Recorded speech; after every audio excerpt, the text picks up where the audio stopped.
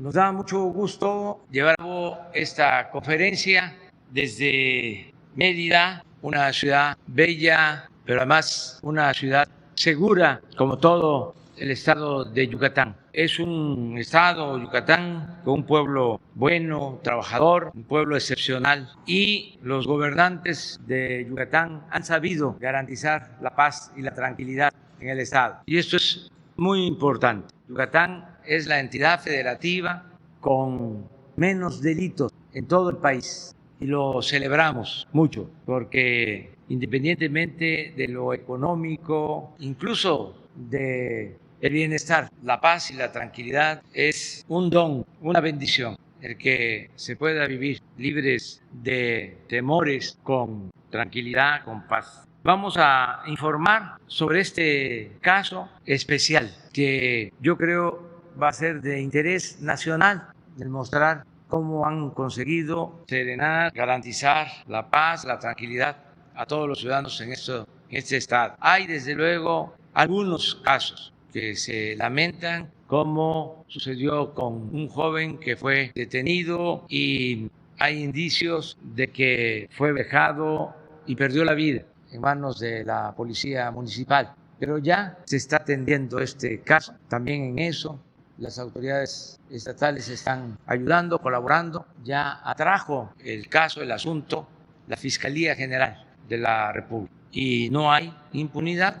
Todo el que comete un delito tiene que ser castigado. Vamos a darle la palabra al gobernador Mauricio Vila a informarnos, y luego el general Sandoval, secretario de la Defensa, va a informar también sobre la incidencia delictiva en Yucatán. Mauricio. Muchas gracias, señor presidente. Primero que nada, darle la bienvenida de nueva cuenta a Yucatán, saludar al Gabinete de Seguridad que se encuentra aquí con nosotros, y como usted me pidió, señor presidente, vamos a hacer esta presentación donde la estrategia de seguridad en Yucatán pues se basa en tres ejes principales. El primero es más y mayor infraestructura de videovigilancia, el segundo, más y mejores condiciones laborales para nuestros policías, y el tercero, el impulso a las acciones de prevención del delito. ¿Cómo vamos en los principales indicadores de seguridad? Pues bueno, Yucatán es un estado de la República que se ha caracterizado por ser el más pacífico, de acuerdo con el Instituto para la Economía y la Paz. Tenemos el primer lugar con el menor número de robos,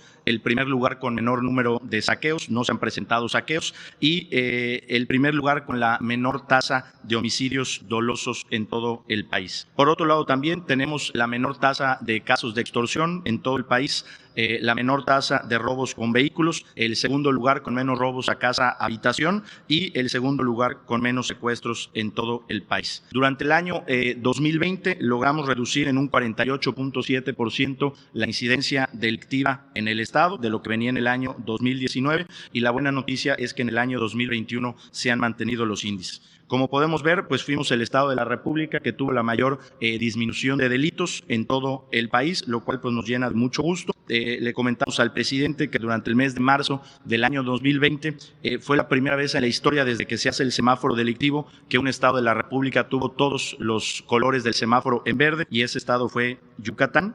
Y por otro lado, también es muy importante resaltar el desempeño de la Secretaría de Seguridad Pública y de la Fiscalía General del Estado, ya que de acuerdo a la encuesta nacional de victimización y percepción sobre seguridad pública del INEGI en el año 2021, la Policía de Yucatán y la Fiscalía General de la República obtuvieron el primer lugar en el índice de desempeño efectivo y también el primer lugar en el índice de confianza. También ocupamos el primer lugar en puestas a disposición de personas y objetos ante jueces cívicos y ministerios públicos, así como también el primer lugar en delitos registrados en las puestas a disposición ante el Ministerio Público. Comentarles que aquí en Yucatán tenemos el número óptimo de elementos de acuerdo con las Naciones Unidas. Nos comentaba el general secretario que estamos hasta un poco pasados, pues lo cual creo que se ve reflejado en los buenos resultados que se han logrado obtener. Siguiente, por favor. Comentarles también que estamos muy contentos porque por segundo año consecutivo el sistema penitenciario de Yucatán recibió la distinción, el premio Dr. Sergio García Ramírez, que se obtiene por las buenas prácticas en el sistema penitenciario. Comentarles también que Yucatán es el primer lugar donde la población mayor de 18 años se considera segura en su entidad. el primer lugar también de desempeño de la Policía Estatal, según los datos del INEGI, y también Yucatán ocupa el primer lugar con la menor percepción de corrupción de todo el país.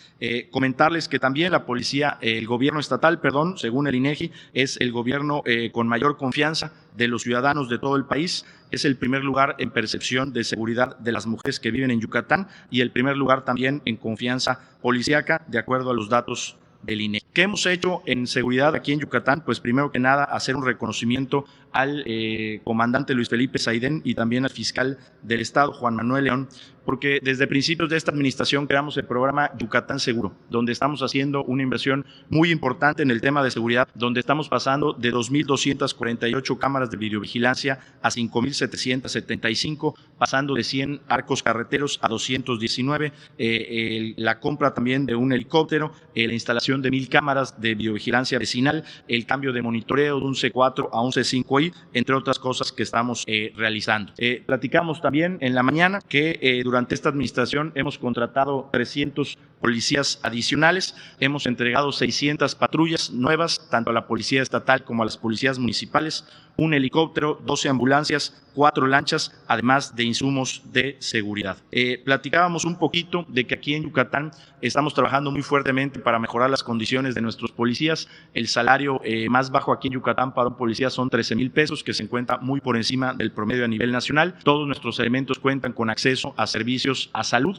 En caso de accidentes laborales tienen lo que es en hospitales privados, y también comentábamos que somos el único estado de la República donde, gracias a las gestiones que hicimos con el señor presidente de su autorización, el Infonavit, nuestros policías son los únicos de todo el país que están cotizando en Infonavit para poder adquirir una vivienda. Por otro lado, una prestación que iniciamos en esta administración a nuestros policías es que todos los hijos de policía que quieran estudiar en la universidad tienen una beca del 100% de inscripción, del 100% de colegiatura y además un pago bimestral de 2,400 pesos para sus gastos de de alimentación y de transporte. Y el único requisito es que el hijo del policía o de la policía nos presente una constancia de que ha sido aceptado en la universidad. Esto lo empezamos a hacer en el año 2019 y a partir del año 2020 lo estamos haciendo también en los niveles de preparatoria, secundaria y también en primaria, en cualquier escuela o universidad privada o pública del Estado. Por otro lado, nos da mucho gusto que durante esta administración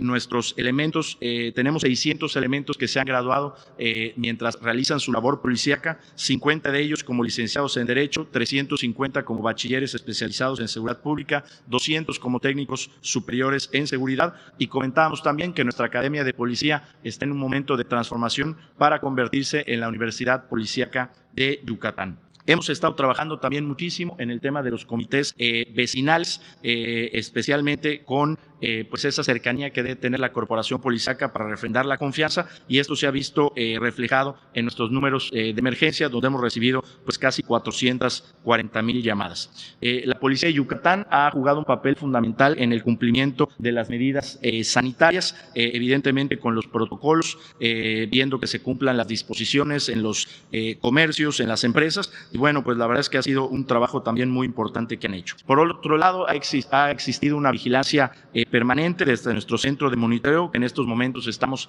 remodelando para poderlo ampliar, y la verdad es que también ha habido una coordinación muy importante en el Centro de Justicia para Mujeres entre la Fiscalía General de la República, la Secretaría de las Mujeres y la Secretaría de Seguridad Pública para la atención de cualquier reporte relacionado con la violencia de género. También es importante señalar que durante la pandemia la Secretaría de Seguridad Pública, en coordinación con el Ejército y la Guardia Nacional, han estado resguardando los hospitales, las clínicas, los centros de vacunación, especialmente los 2 centros que abrimos de manera temporal para atender el COVID, el Centro de Convenciones Yucatán Siglo XXI, que contó con 490 camas, y la ampliación temporal del Hospital de Valladolid, que contó con 100 camas. Señor presidente, quiero agradecerle muchísimo porque aquí en Yucatán existe una excelente coordinación entre el Ejército, la Marina, la Guardia Nacional y el Gobierno del Estado a través de la Secretaría de Seguridad Pública. Aquí la verdad es que trabajamos muy bien, trabajamos muy coordinados, no solamente en el tema de seguridad, sino también en el tema de atención a los desastres naturales que nos han impactado. Este año pues ya decimos así, solamente un huracán, ya que el año pasado nos tocaron 2 huracanes y 3 tormentas tropicales, y en todo momento hemos contado con el apoyo de su gobierno y de las Fuerzas Armadas. Por otro lado, comentarle que desde la Mesa Estatal de Construcción de la Paz hemos tenido 890 reuniones donde se han realizado 2.435 acuerdos, y pues la verdad que esta mesa también ha demostrado aquí en Yucatán su eficiencia y su eficacia para poder tener una mejor coordinación. Comentarle, presidente, que las Naciones Unidas ha reconocido a la Secretaría de Seguridad Pública de Yucatán por el intercambio de conocimientos que hicimos con República Dominicana en 2 programas pues que son muy significativos aquí en Yucatán, que es el operativo Alcoholímetro y la campaña de prevención de accidentes. Por otro lado, desde la Fiscalía General del Estado nos hemos esforzado también para modernizar nuestros laboratorios y nuestros equipos, y hemos logrado tener también muy buenos resultados en los rankings que se hacen a nivel nacional. Por otro lado, en el tema de proximidad social, aquí la Secretaría de Seguridad Pública también tiene a su cargo el Cuerpo de Bomberos, también el tema de las ambulancias, y bueno, pues la verdad es que ha habido muchísimo movimiento, especialmente con la pandemia y con el tema de los desastres naturales, que afortunadamente en coordinación con las fuerzas federales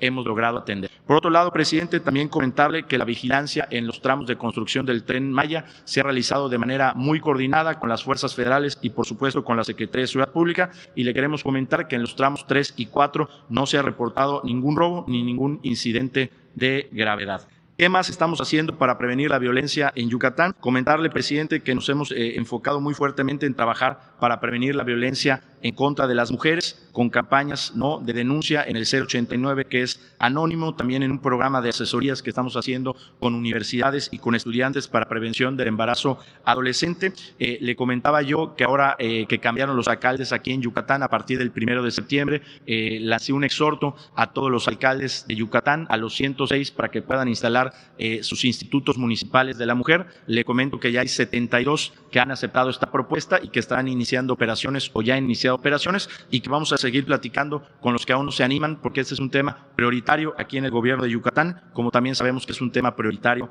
en su gobierno. Comentarle que también hemos ingresado al Congreso reformas a la ley que ya han sido aprobadas, que aumentan las penas contra delitos sexuales y los nuevos tipos de violencia identificados en contra de las mujeres.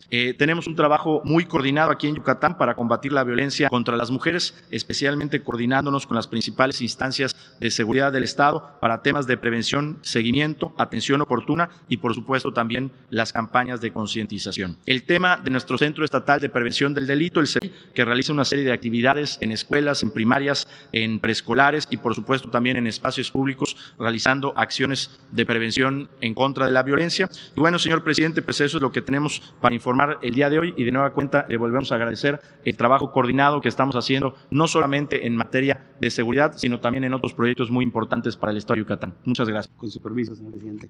Bien, veremos la situación de la seguridad pública aquí en el Estado de Yucatán. Iniciaremos con la parte de ubicación geográfica. Tenemos 106 municipios en el Estado con 2.3 millones de habitantes, teniendo estos 5 municipios con mayor cantidad de población, es decir, Mérida, Canacín, Valladolid, Tizimín y Humán. Estos concentran el 59% de la población del Estado, y más adelante vamos a ver cómo se concentran los índices delictivos en esas ciudades, pero que a la vez los índices son sumamente reducidos. En la incidencia delictiva vemos aquí en la lámina los delitos que están todos con una incidencia hacia la baja, lo que es trata de personas, robo a transeúnte, narcomenudeo, robo a casa habitación, robo a negocios, lesiones dolosas. El total de delitos de alto impacto, todos ellos están con una tendencia hacia la baja. Únicamente el homicidio doloso es el que se identifica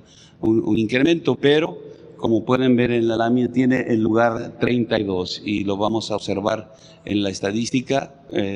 Son reducidos, y al ser el número muy bajo, con 1 o 2 eventos que se presenten, sube la tendencia. Bien, trata de personas, un delito que en el año se presentaron 4 nada más eventos, se han presentado 4 en este mes de septiembre, que es hasta donde llega la información que proporcionó el Secretariado Ejecutivo del Sistema Nacional de Seguridad Pública. Solamente se desarrolló un evento delictivo de esta naturaleza.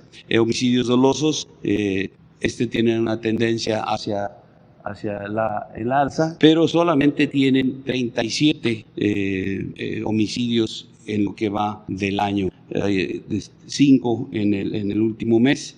Entonces, a pesar de que son, como mencionaba, números muy reducidos, pues se ve con el incremento de 1 o 2 que va hacia el alza.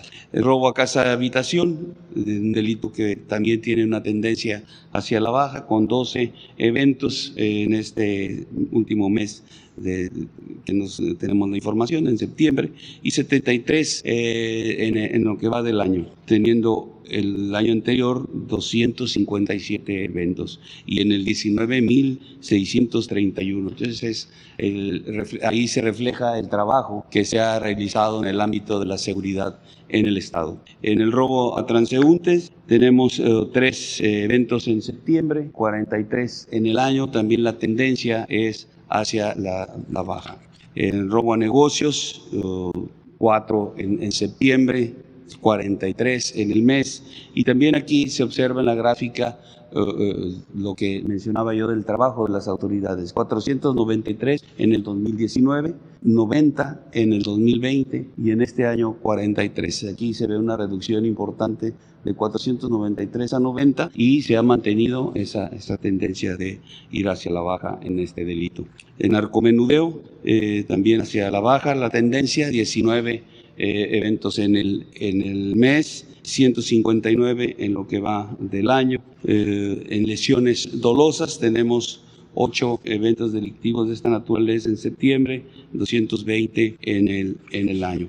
El total de delitos de alto impacto, ya sumados todos estos delitos, también se identifica una tendencia hacia la baja. Tiene 136 eventos de esta naturaleza en el año 1465. En homicidios dolosos por entidad federativa, en la presente administración y hasta el mes de septiembre, el Estado tiene el lugar 32, con 125 homicidios dolosos. Y si consideramos estos mismos delitos, homicidios dolosos, por cada 100,000 habitantes, también el Estado se mantiene en el lugar 32 con 5 homicidios.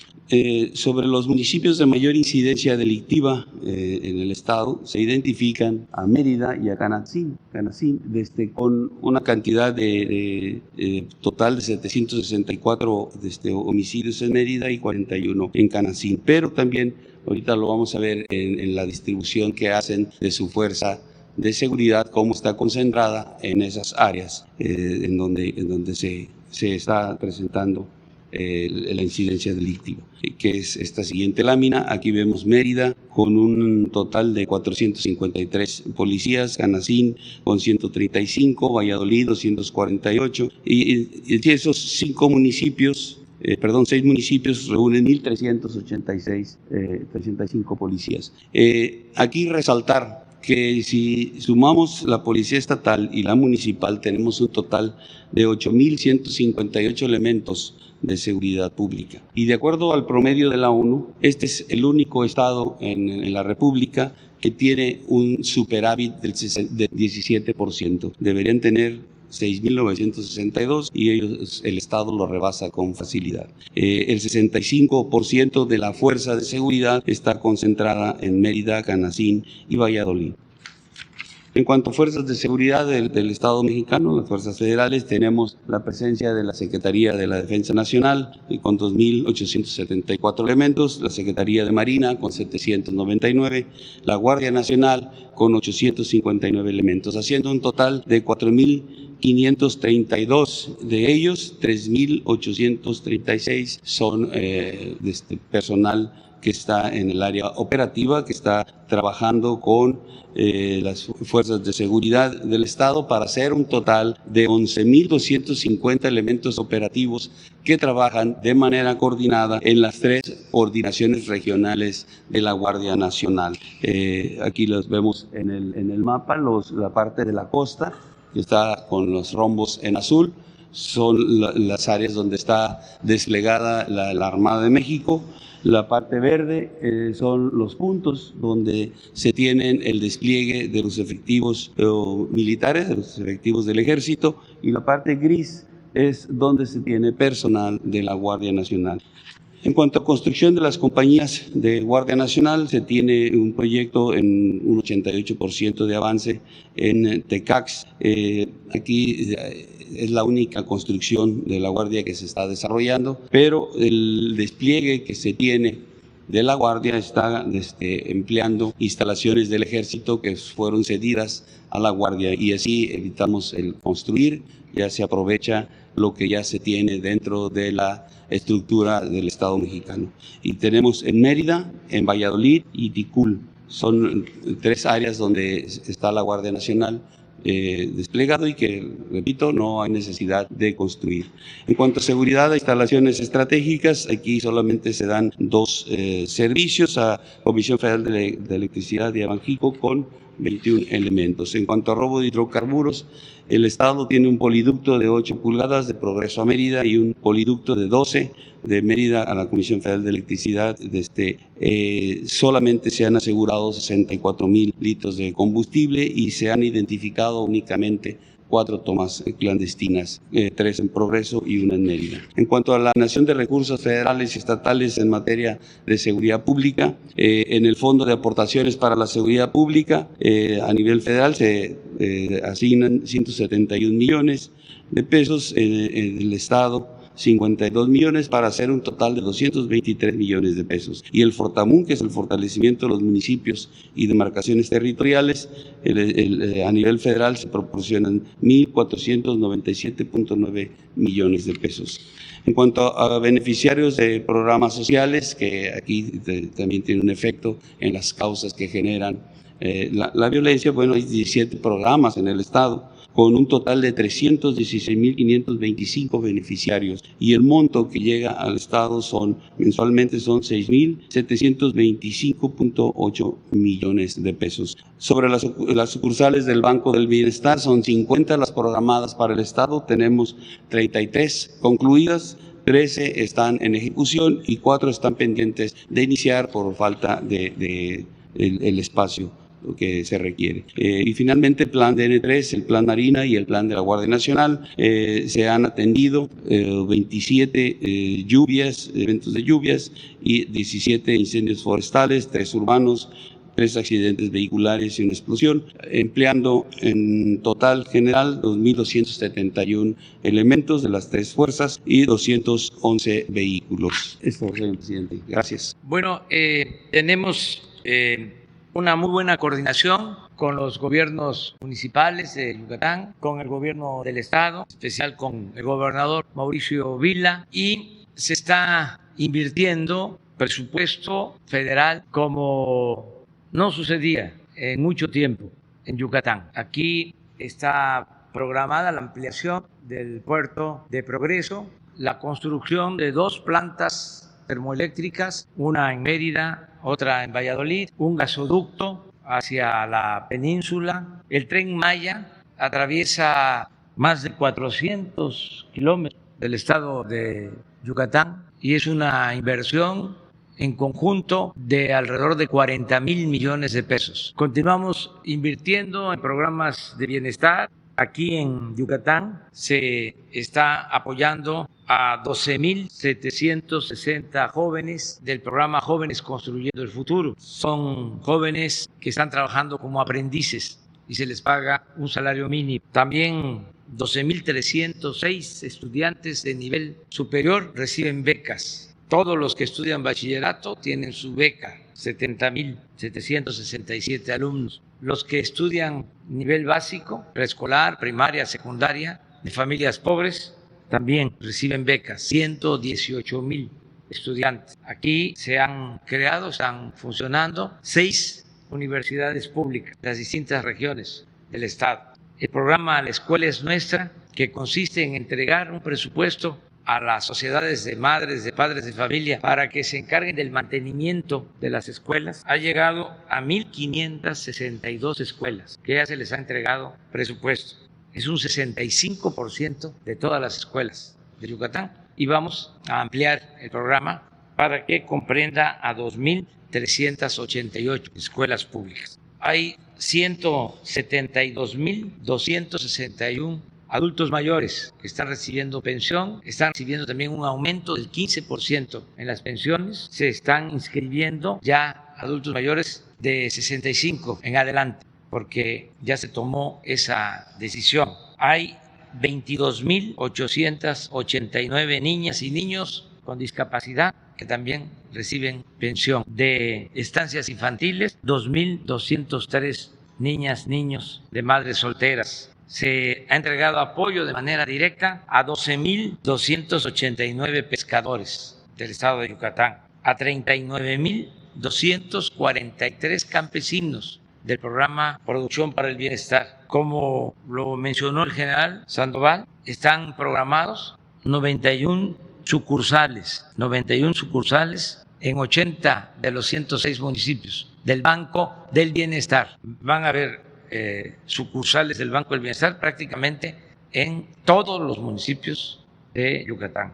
Se está aplicando el programa de mejoramiento urbano, no solo en Progreso, está contemplado ampliar este programa de mejoramiento urbano en varias ciudades, sobre todo en lo que es la ruta del Tren Maya. Y se continúa con el programa de mejoramiento, ampliación y construcción de vivienda. Este programa también se está haciendo de manera conjunta con el gobierno del estado y con los municipios. Se entregaron créditos a la palabra a 16,000 pequeños empresarios, dueños de talleres, artesanos, sobre todo en los momentos más difíciles de la pandemia. Hay 10.228 sembradores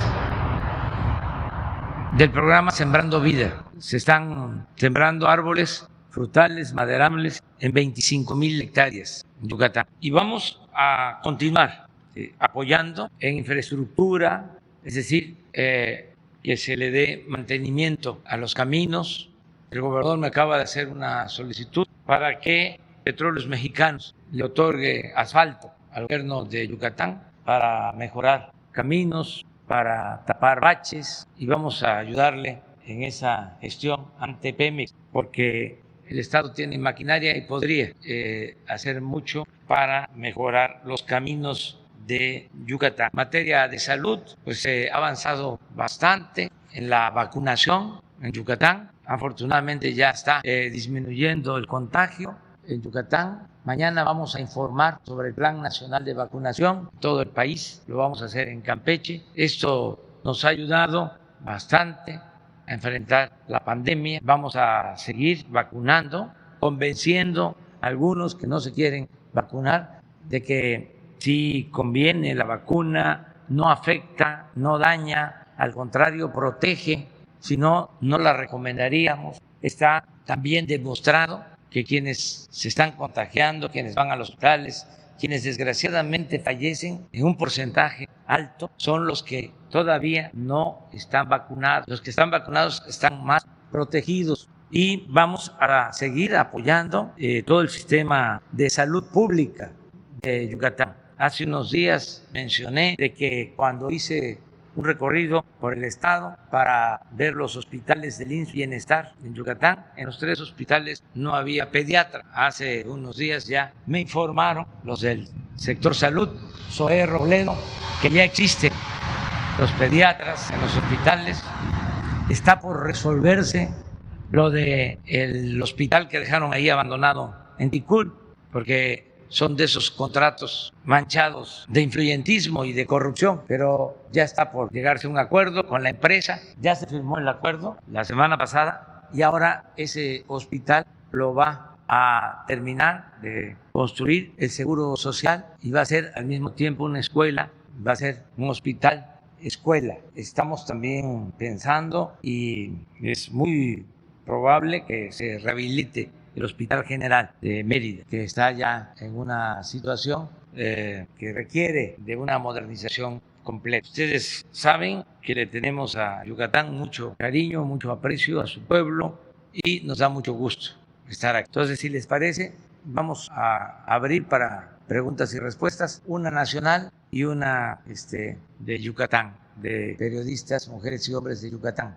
Cuando hablo de periodista, le mando un saludo a mi amigo, compañero, hermano Mario Menéndez del periódico Por Esto. Mando un saludo, le deseo que esté bien. Ahora no voy a poder visitarlo en su periódico, pero no se me va a olvidar nunca de que cuando iniciamos la lucha para transformar al país, ese periódico siempre nos dio espacio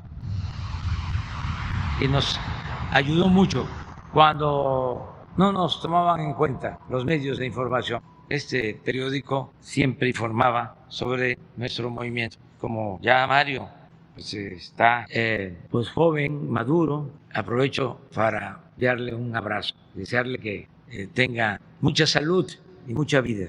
Presidente, buenos días a todos. En primer lugar, preguntarle sobre un estudio elaborado por el Departamento de Energía de Estados Unidos, cuyo contenido se dio a conocer el día de ayer y que hace varias advertencias relacionadas con la reforma eléctrica.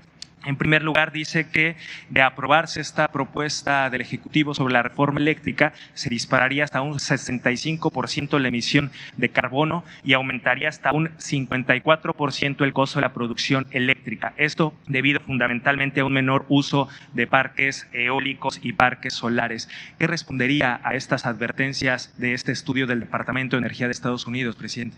Pues que, con todo respeto, no tienen información de lo que se está haciendo en México. Acabo de enviar una carta al presidente Biden para fijar nuestra postura en la lucha que están encabezando, que él encabeza junto con el señor John Kerry, para disminuir las emisiones de gases de efecto invernadero y ayudar a detener el problema del calentamiento global. Estamos haciendo nosotros compromisos para tener una producción de energías limpias. Como no sé si ya recibió la carta, no podría darla a conocer ahora. No es lo más conveniente.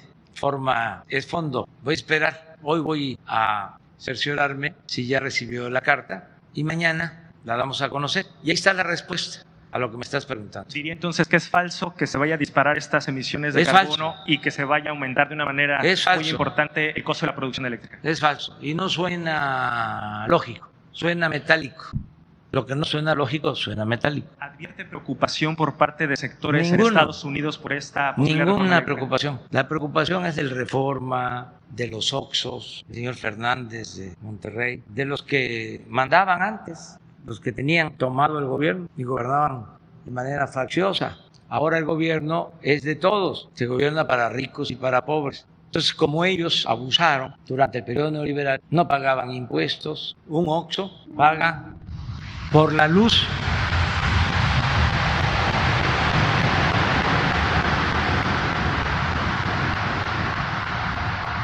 Un Oxxo paga de luz 3 veces menos que lo que paga una tienda de abarrotes en Mérida. Por eso los abarroteros tienen que desconectar sus refrigeradores porque tienen que pagar mucha luz. Vayan a Oxxo y van a ver, aunque sea de noche, es como si fuese de día, porque tienen subsidio, pagan más por la luz los integrantes de las clases populares por los recibos que llegan a los domicilios que lo que paga un Oxxo en proporción a lo que se consume.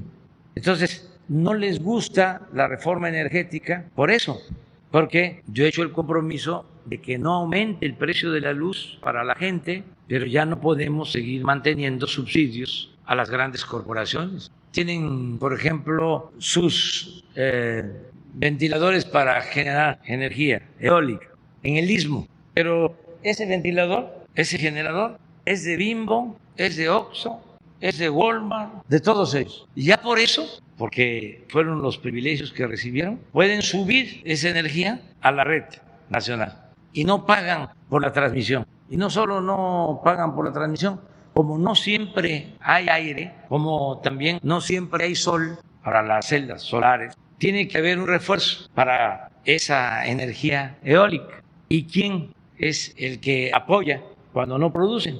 Pues las plantas de la Comisión Federal de Electricidad, las hidroeléctricas. Y ese gasto no se les carga a las empresas particulares, nacionales y extranjeras. En España hay un problema serio porque están aumentando muchísimo las tarifas porque allá mandan las empresas estas particulares. Presidente, entonces, desde su punto de vista, ¿no hay ninguna preocupación legítima por esta reforma Ninguna. eléctrica? Para que se tengan una idea, es tan irracional lo que hicieron estos corruptos que la producción de energía más barata y limpia es la que se genera en las hidroeléctricas, porque se tiene el embalse, se deja pasar agua para que por la caída del agua, de manera mecánica, las turbinas generen energía eléctrica, produzcan energía eléctrica y sale el agua. Eso es todo el fenómeno. No hay ninguna contaminación. Y tenemos los embalses. Bueno, no pueden utilizarse todas las turbinas porque les han venido dando preferencia a las particulares. Suben primero la energía que producen las empresas extranjeras, Iberdrola y todas estas empresas. ¿Y saben qué? No consideran energía limpia la energía que se produce en las hidroeléctricas. Así la tranza, de ese tamaño fue la tranza que hicieron. Y todavía se oponen cuando queremos poner orden en bien de todos, porque si continúa ese desorden, ese caos, sí podemos tener problemas de apagones y sobre todo de aumentos en el precio de la luz. Sin la reforma. Sin la reforma, claro. Yo garantizo, porque los compromisos se cumplen, de que no van a aumentar los precios mientras estemos nosotros en el gobierno, ni de la luz, ni de las gasolinas, ni del diésel, ni del gas, aunque en este último caso tenemos problemas, precisamente porque se entregó la distribución del gas a 5 grandes empresas monopólicas. Y por eso ahora se creó lo de Gas Bienestar y se establecieron precios máximos. Pero en el caso de las gasolinas no ha habido aumento, ni habrá. No van a haber gasolinazos. Presidente, y si me permite un segundo tema. El día de ayer la Auditoría Superior de la Federación advirtió que solamente 3 de las 32 entidades serían capaces de financiar su nómina con los recursos tributarios propios. Básicamente dependen de las participaciones federales, de ahí que utilicen estas participaciones incluso para temas que no están etiquetados para precisamente el pago de nómina u otros áreas. ¿Qué tendría que hacerse, presidente, para que los estados mejoren esta tributación y sean menos dependientes de las participaciones federales y resolver este problema que se ha visto en varios estados, sobre todo que han terminado administraciones de pago de nómina? Pues tienen que administrar mejor, desde luego no permitir la corrupción. Los estados más emproblemados son los estados en donde ha habido más corrupción, estados con deudas de miles de millones de pesos, estados que destinan mucho dinero a lo superfluo. Ya no está el gobernador de Michoacán, y no tiene caso ya hablar de su gobierno, pero imagínense cuánto gastaba en alquiler, en renta de helicópteros, cuánto gastan algunos gobiernos en el pago de publicidad. Yo tengo aquí que reconocer que este es otro dato importante. Las autoridades de Yucatán, sean servidores públicos municipales, presidentes municipales, regidores, servidores públicos de los 3 poderes del Estado, son de los que menos ganan en todo el país. Hay regidores en otros estados que ganan 250,000 pesos mensuales, así como lo oyen. Y en Yucatán, un regidor, cuando mucho, gana 25,000. Estamos hablando 10 veces más. Entonces, si eso no se corrige, pues nunca les va a alcanzar el presupuesto. Luego, la corrupción. ¿Qué fue lo que acabó con los gobiernos estatales? Que por hacer negocio les autorizaban obras financiadas por empresas mediante un sistema que crearon que se llama Asociación Pública Privada. Este hospital de Ticul es una asociación pública privada. Nos costó trabajo porque se quedaron con la prepotencia. Son de la familia de los dueños de Bimbo, para que tengan una idea. Entonces, un hospital que puede construir el Estado en 500 millones, lo tenían que pagar en 5,000 millones, aunque les parezca increíble. Y yo cuando hablo es porque tengo pruebas. Cuando fui jefe de gobierno en la Ciudad de México, construimos un hospital de 120 camas. Ahí está, en Iztapalapa, Belisario Domínguez, 350 millones de pesos. Al poco tiempo hicieron, mediante este sistema, un hospital en Zumpango, en el Estado de México, 5,000 millones. Claro, ¿quién lo hizo? Pues este señor Hinojosa.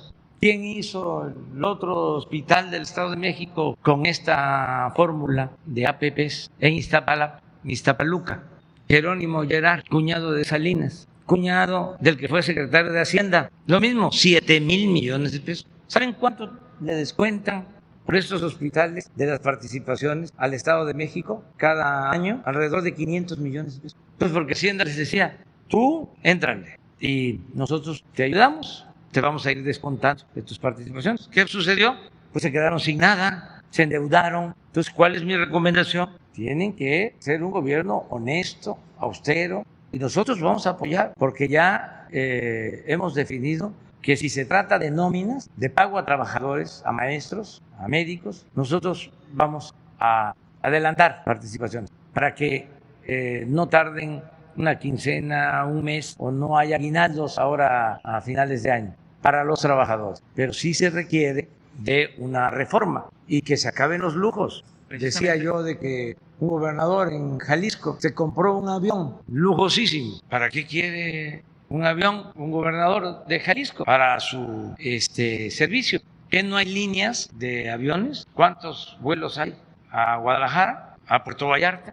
Aviones, solo los que tienen que ver con la seguridad, con la protección civil, lo mismo los helicópteros para servicio. Entonces, si se cambia esa política, va a alcanzar el presupuesto. Precisamente eso quería preguntarle, presidente, si es suficiente con políticas de austeridad y de combate a la corrupción, o hacen falta reformas como esta, la que menciona. Y en el mismo sentido que decía, si usted sugeriría que ningún gobernador hiciera uso de aeronaves del Estado. Pues sería lo mejor, pero es una simple sugerencia, porque son los gobernadores independientes y soberanos, pero se ahorran mucho. Miren el absurdo, nada más por la fantochería, de comprar un avión para el presidente, el avión que le compró Calderón a Peña. Ya se iba Calderón, ya estaba Peña de presidente electo, y compran un avión. No entra aquí, este avión, en este hangar, porque es 25 metros de ancho por 75 de largo. No entra. Y resulta que ese avión, para que sea rentable, necesita volar 5 horas en promedio. No funciona o no debe de usarse para ir de la Ciudad de México a Oaxaca, ni de la Ciudad de México a Mérida, porque Oaxaca apenas está levantando y ya tiene que empezar a descender. Tiene que tener un promedio de 5 horas. Entonces, es un avión para ir a Europa en 10 horas, sin recarga de combustible, pero no es para usarlo en el país técnicamente. Entonces, se debieron comprar un jet pequeño, pero con desplazamientos igual que el grande.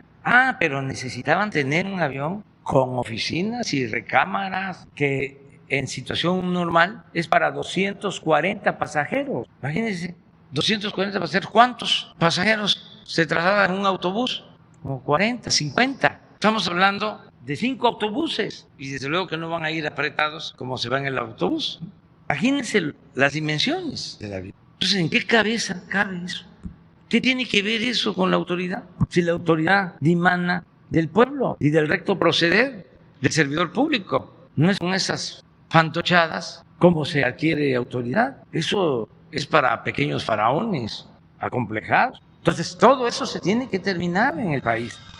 Y yo le pongo un ejemplo que me dice que si combatiendo la corrupción y con austeridad alcanza, yo digo sí. Cuando yo llegué a la presidencia, costaba la presidencia de la República, el presupuesto anual eran 3.600 millones de pesos. 3.600 millones de pesos. Y este año estamos ejerciendo 500. 3.100 millones de pesos menos. Le pongo otro ejemplo. El negocio, la tranza más grande que iban a llevar a cabo, lo del aeropuerto de Texcoco, lo tenían estimado en 300,000 millones. Estimado. Y se tenía que cerrar el actual aeropuerto de la Ciudad de México y cerrar el aeropuerto militar de Santa Lucía. Ahora, el nuevo aeropuerto Felipe Ángeles, 75,000 millones de los 300,000 que ellos tenían estimados. No se va a cerrar el aeropuerto actual de la Ciudad de México. Ahí hay un ahorro de 225. Como pagamos 100,000 a las empresas que ya habían conseguido contratos y demás, de todas maneras tenemos un ahorro de 125,000 millones. ¿Cuánto nos va a costar el Tren Maya? Estimamos que 175,000 millones. Casi el Tren Maya se va a financiar con la decisión que tomamos de construir el aeropuerto en Santa Lucía y no continuar con el aeropuerto de Texcoco, que ahí está inundado, porque hasta eso, en sus afanes de corrupción, escogieron el peor lugar que puede haber en el Valle de México para hacer un aeropuerto, en un lago, pero todo por la corrupción. Entonces, si no hay corrupción y si hay austeridad, alcanza. Tienen los estados que tener más independencia económica, que procuren mejorar sus recaudaciones. Por ejemplo, el impuesto de nómina, el impuesto del predial, lo que tiene que ver con el agua, que por ejemplo no privaticen el agua. Hay lugares en donde hasta privatizan el cobro del predial. Entonces, que se fortalezcan las haciendas públicas en los estados. Hay ejemplos en donde de los ingresos de una entidad federativa hasta el 40-50% son ingresos propios, pero hay casos en donde el 95% del presupuesto estatal son participaciones, dependen completamente de lo que se entrega. Entonces, sí hay que hacer una buena reforma sin politiquería y buscando un acuerdo, porque al final se tiene que hacer una distribución a todos los estados y hay una fórmula que se aplica para las participaciones que tiene que ver con población, que tiene que ver con pobreza y que tiene que ver con lo que aportan los estados. Es una fórmula. Ahora hay una controversia porque el Estado de México recibió más participaciones por su población, pero ahora, de acuerdo al censo del 2020, creo que le disminuyen población y les toca menos participaciones y a otros estados les va a llegar más. Entonces, el gobernador del Estado de México, en uso de sus facultades y defendiendo pues, su presupuesto, presentó una controversia porque no está de acuerdo con el censo, porque tiene que ver con eso. Pero hay formas, ¿no?, de llegar a acuerdos. Yucatán. Buenos días, presidente. Daniel Rodríguez para Yucatán al Minuto. Disculpe, sobre la incorporación, dos preguntas. La primera sería sobre la incorporación de personajes de otros partidos en su gobierno. ¿Se maneja el nombre de Mauricio Vila? ¿Esto es un rumor o realmente está considerando añadirlo a su gobierno? Y la segunda sería, ¿qué avances hay en el caso de José Eduardo? Ahorita que la Fiscalía General de la República pues ya tiene el caso. ¿Qué avances han llegado? Gracias. Pues lo primero es que sí nos llevamos muy bien con el gobernador de Yucatán. Le tengo respeto por su trabajo. Creo que está haciendo un buen gobierno en Yucatán, pero vamos a terminar juntos, ¿no? Tú concluyes a octubre del 24, sí, un mes después. Entonces, para Yucatán, hablando en plata, les conviene tener un gobernador como Mauricio.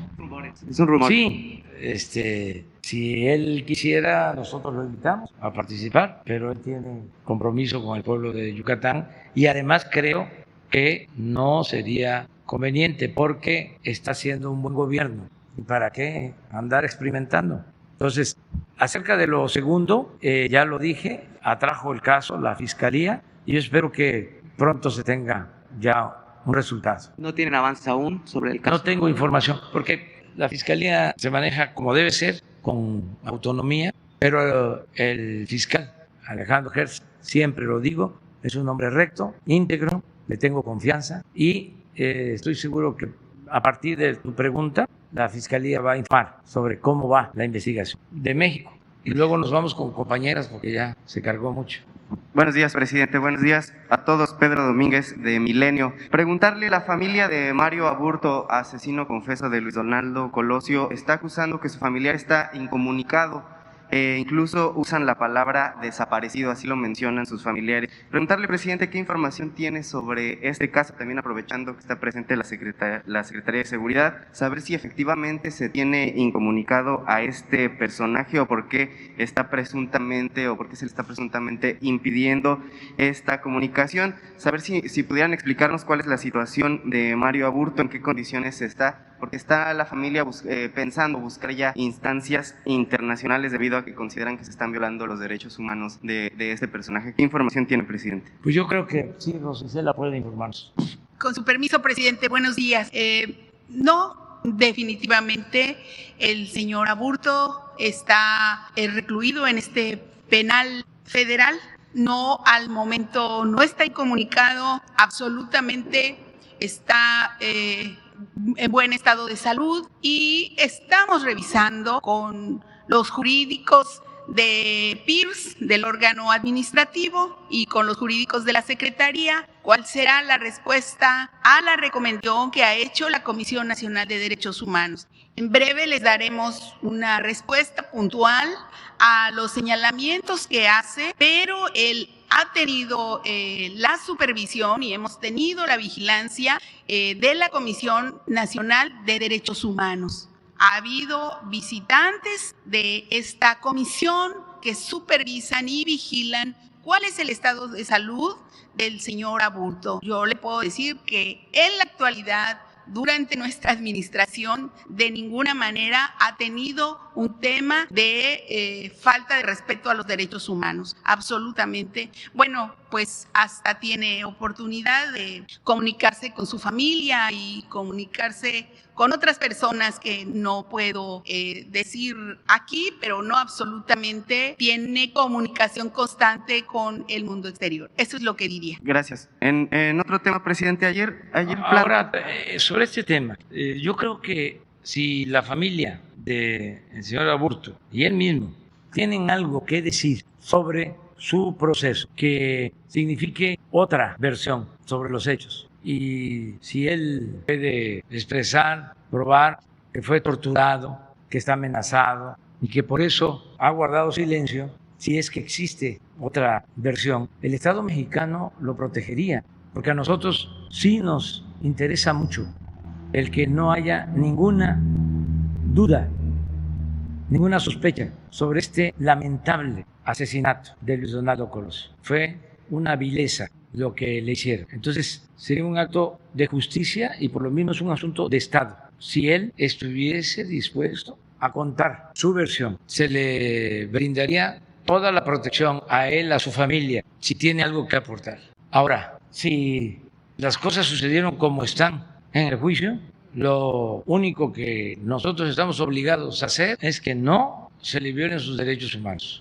Y eso es un compromiso. ¿Qué garantías se le darían justamente porque precisamente los familiares de este señor dicen que la incomunicación o la presunta incomunicación en que está este personaje se da hace un mes y supuestamente porque iba a revelar nuevas cosas que demostrarían que él solo es un chivo expiatorio en este asesinato? Tiene todo el apoyo. Voy a pedirle a Alejandro Encinas, de Derechos Humanos, de la Secretaría de Gobernación, que se entreviste con los familiares y que hable sobre este asunto. En otro tema, presidente, ayer me... ¿Sí? Solamente agregar, porque la familia lo sabe, que él está tan comunicado que ha seguido estudiando y está por concluir, es estudiante de la carrera de Derecho. Entonces, es un ejemplo de que no tiene una incomunicación por parte del reclusor. En otro tema, presidente, en estos días se han venido planteando diversas consideraciones sobre la UNAM. Ayer mencionó que podría ser necesaria una reforma a la Universidad Nacional. ¿Usted desde el Ejecutivo qué propondría o en qué consistiría esta reforma? O si hay alguna manera de que usted presentara una propuesta como tal a la universidad o en qué consistiría esta propuesta. No, si apenas estoy opinando y ya el doctor Narro, que es el jefe del grupo dominante desde hace muchos años en la UNAM, está hablando de que se intenta afectar la autonomía de la UNAM, pues no puedo yo hacer ninguna propuesta. Además, no ese es el propósito. Yo soy respetuoso de la autonomía de la UNAM. Soy egresado de la UNAM. Me siento muy orgulloso de haber estudiado en la UNAM, en la Facultad de Ciencias Políticas. Soy el primer presidente de México egresado de la Facultad de Ciencias Políticas de la UNAM. Allí en esa facultad estudiaron 2 hijos míos. O sea, soy parte pues, de la UNAM. Sin embargo, todas las instituciones requieren renovarse. Ahora, los cambios, las renovaciones se pueden dar desde adentro. Los mismos universitarios, alumnos, maestros, académicos, investigadores. Y yo tengo confianza que lo hagan, porque se derechizó mucho la UNAM, aunque digan lo contrario. Se hamburguesaron los de arriba. Imagínense la UNAM aplicando desde el inicio de las primeras medidas neoliberales el terreno educativo, aplicando el que se cobraran cuotas a estudiantes.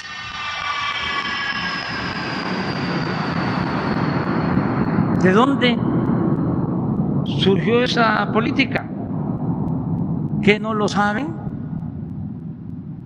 Pues de los organismos financieros internacionales, y que una receta del extranjero se aplique en la UNAM, entre otras cosas. El que no hayan manifestado nada o muy poco en contra de la corrupción que imperó en el periodo neoliberal, porque a los jefes, a los directivos los cooptaron. Estamos hablando del saqueo más grande que se haya registrado en la historia de México, y que en la UNAM no se haya dicho nada o muy poco. A ver, ¿dónde están los académicos de las ciencias sociales? ¿Qué se hicieron? Entonces, ellos mismos tienen que plantearlo. Ayer estaba yo viendo que estaban convocando a un paro de 48 horas. Por lo que dije, yo les propondría mejor que hicieran una marcha, que se avivaran, pacífica desde luego, pero paro si no quieren estar en clases presenciales. No, una manifestación pacífica, que dejen atrás la desidia, la comodidad, y que aunque sea en contra de nosotros, se manifiesten. Entonces, no es para nada afectar la autonomía o querernos nosotros inmiscuir. Ya va a venir el cambio de rector, y quienes deciden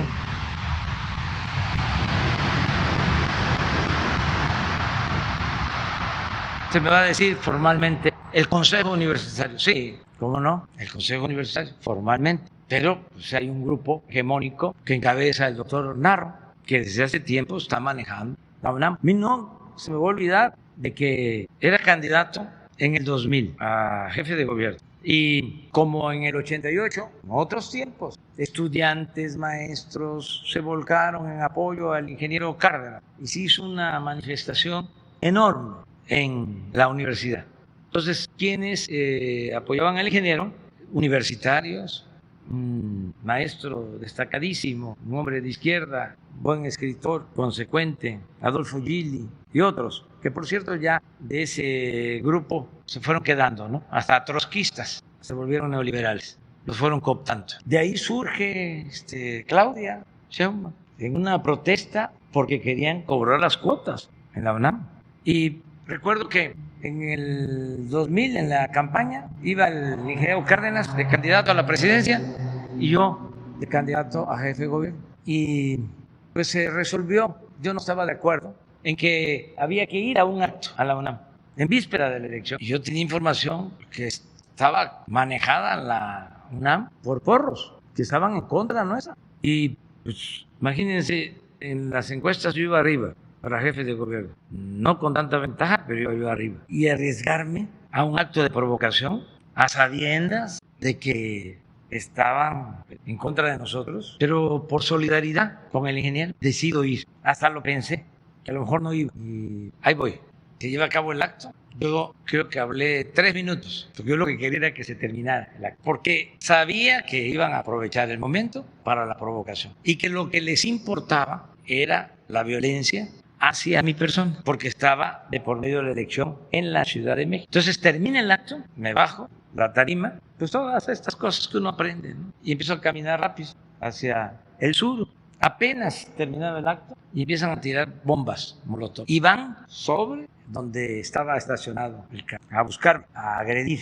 Afortunadamente me dio tiempo de subirme al carro y me salí. Un gran conflicto, una gran provocación montada. Estoy hablando del 2000, hace 21 años. Entonces, claro que los que están estudiando, tu nieto, ¿no? ¿Cuántos años tiene? Rubén, ¿cuántos años tiene Rubén? Va a iniciación, sí. Y así, pues, tenían 3 años los que están por terminar la licenciatura, que es lo que estoy contando. Entonces, no es un cuestionamiento a los jóvenes, que vivan los estudiantes. Los estudiantes son la levadura de todos los movimientos, siempre son vanguardia de los movimientos. En la historia de nuestro país, los jóvenes, decía el presidente Allende, ser joven y no ser revolucionario es una contradicción hasta biológica. Pero aquí estamos hablando de otra cosa. Estamos hablando de cómo someten a una institución pública que debe ser libertaria y siempre vinculada al pueblo para convertirla en un apéndice, en un ariete de un grupo oligárquico dominante, con sus políticos y sus voceros y sus intelectuales. Eso es lo que está de por medio, pero ya he hablado bastante sobre esto y ojalá y se regresen a clases presenciales en la UNAM y adelante a seguir con la vida académica. No les va a faltar presupuesto, siempre les hemos entregado lo que les corresponde y no vamos a fiscalizar absolutamente nada y vamos a ser respetuosos de la autonomía universitaria. Gracias, buenos días. Ángela Chávez, del periódico Por Esto. En Yucatán hay denuncias por casos de megagranjas de cerdos que generan contaminación y daños al medio ambiente y al agua, los cuales son graves. Quisiera preguntarle si el gobierno tendrá alguna injerencia para resolver esta problemática que han denunciado las comunidades, porque los mantos acuíferos se están dañando, igual los cenotes están presentando ya afectaciones, incluso también las cosechas. Sí, pues tenemos que seguir cuidando los cenotes, cuidando los ríos subterráneos. Es una riqueza natural de la península y de Yucatán, que no se contaminen.